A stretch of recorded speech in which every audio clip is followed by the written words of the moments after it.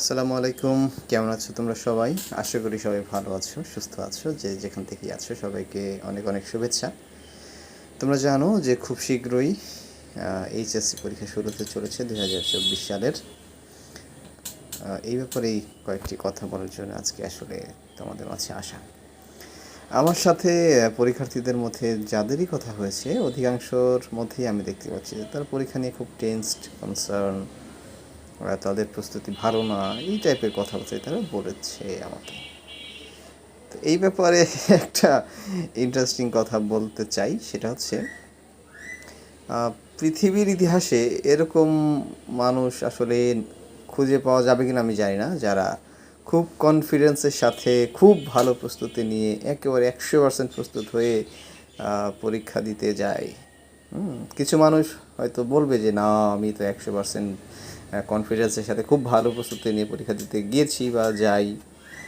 সে হয়তো ব্যতিক্রম, অথবা ভণ্ড, অথবা অ্যাবনর্মাল আমি বলবো। হ্যাঁ, নর্মাল হচ্ছে পৃথিবীর ইতিহাসে এই পর্যন্ত এই রেকর্ড কেউ করতে পারে নাই যে সে 100% মানে স্ট্রং 100% প্রিপারেশন নিয়ে কোনো নার্ভাসনেস, টেনশন ছাড়া, হ্যাঁ, হাসি মুখে নাচতে নাচতে পরীক্ষার হলে গিয়ে পরীক্ষা দিয়ে আসবে।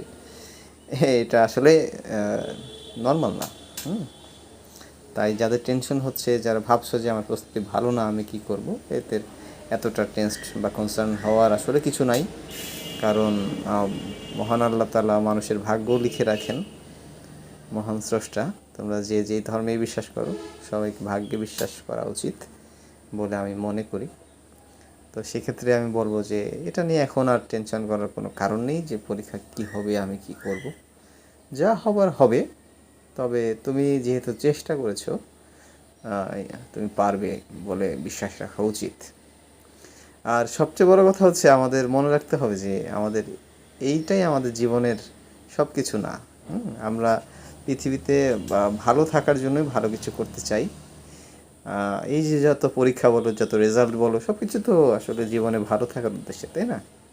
তো ভালো থাকার উদ্দেশ্যে যেই জিনিসটা করা, সেই জিনিসটা করতে গিয়ে যদি তুমি জীবনের ভালো থাকার অর্থ হারিয়ে ফেলো, এটা তো আসলে একটা কী বলবো, একটা একটা জোক হয়ে গেল। তাই জিনিসটা আসলে জোকের মতোই, কিন্তু কিছু করার নেই। আসলে আমার সিস্টেমটাই এমনভাবে তৈরি যে মানুষকে ডিপ্রেশন বলো বা মানে হতাশার দিকে, মানে মনে হয় যে পুশ এবং পুল দুটাই করছে।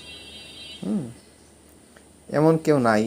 আমাদের সময়ে যেমন আমরা স্বপ্ন দেখতাম, এখনও দেখি মাঝে মাঝে যে আমার এইচএসসি পরীক্ষা সামনে, আমার ম্যাথ পরীক্ষা, আমি ম্যাথ পরীক্ষা দিচ্ছি, কিছু পারি না, ঠিক আছে, অথচ এইগুলো অনেক আগে আমি শেষ করে এসেছি।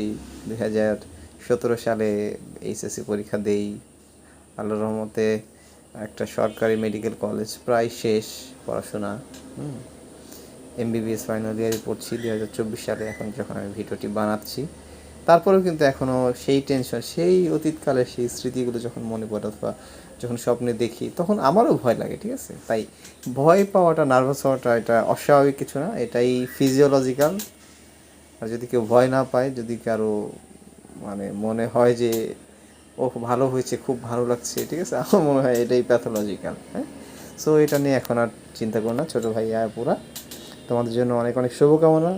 তোমরা অনেক ভালো করবে আশা করি। তোমাদের বাবা মার দোয়া আছে তোমাদের জন্য, আত্মীয় স্বজন, আমাদের দোয়া আছে তোমার জন্য, তোমার টিচাররা সবাই তোমার জন্য দোয়া করবে।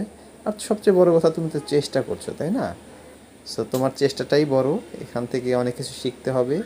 পরবর্তীতে এই নলেজটা কাজে লাগিয়ে আমাদের অ্যাডমিশনের একটা ফার্স্ট স্টেপ হিসেবে তুমি চিন্তা করতে পারো এই পরীক্ষাটা।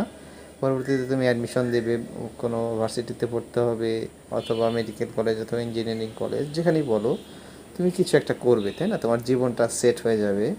সেই সুন্দর দিনগুলোর প্রথম পদক্ষেপ যদি তুমি মন খারাপ করে দাও, এটা তো আসলে আশা করা যায় না, তাই না? এই জন্য আমাদের সবারই চেষ্টা করতে হবে যতটুকু সম্ভব নিজেকে টেনশন ফ্রি রাখা, ভালো থাকা, ভালো রাখা। সবার সাথে কথা বলো, যারা তোমার শুভাকাঙ্ক্ষী, তাদের সাথে কথা বলো, সময় কাটাও। এবং পড়াশোনা তো করতেই হবে, তাই না? তবে এখন বেশি একটা প্রেশার দিন লাভ নেই, নতুন কিছু পড়বে না, যা পড়েছো আগে সেটাই জাস্ট একটু রিভাইজ দাও, রিভিশন দাও। হ্যাঁ, পরীক্ষা ভালো হবে ইনশাআল্লাহ, ঠিক আছে? Best of luck.